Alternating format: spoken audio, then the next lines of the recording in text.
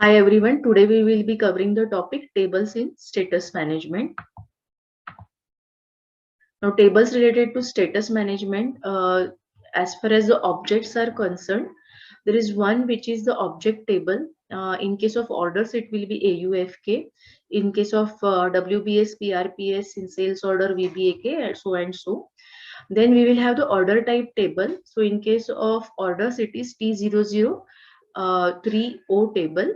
Um, Now, the linkage of order number to the object number in the AUFK order header table, there is a field OBJNR. Now, this OBJNR field is used in all places wherever you have to calculate or read the status of the any order.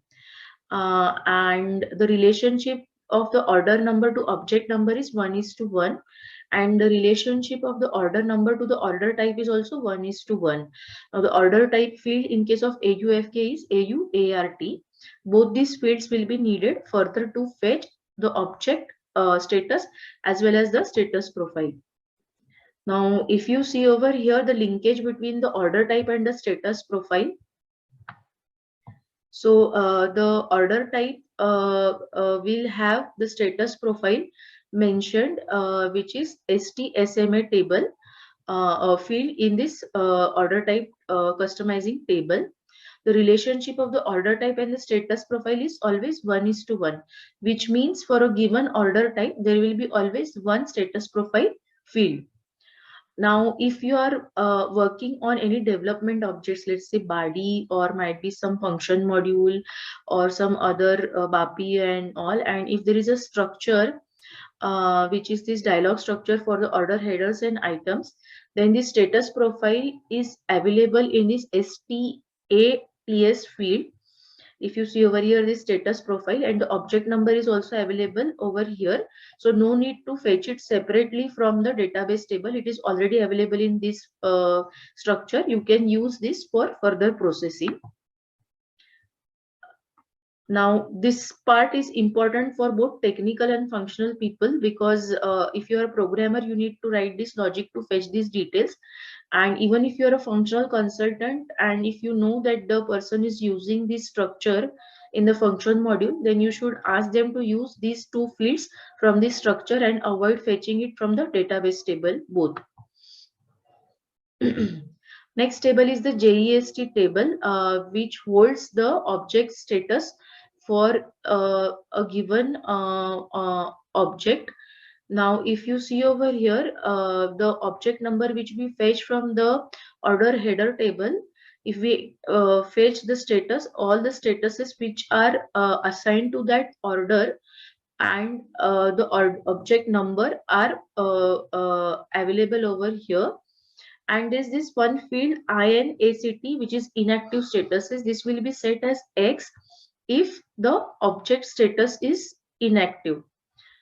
However, the developers always have this doubt that in the functional specification, the functional person has given this screenshot and asked that, if the status is released or confirmed or might be some user status, then perform so and so programming logic or, business functionality. And the developer gets lost because here in this table you have these random numbers over here, and on the screen these text fields are visible. Now there is a linkage with table which is a text table which is available for that, which is this TJ02T table for internal statuses. So all these statuses which are the system statuses, their corresponding text in the given language is available in this TJ02T table, and you can find the mapping in this text table. So you need to use this table when you want to find a particular status, if it is written as released or confirmed or created, whatever it is, and map it to this internal status value. Next comes the external status table TJ30T. So in this case, if you see, the primary key is the user status profile.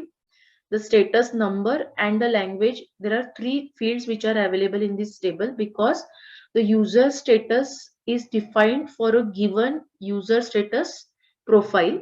So you need to, that is why you need to fetch the status profile and then use the corresponding status and map it to the text value of it. Now, why status profile is important when we are querying user status from this TJ30T table.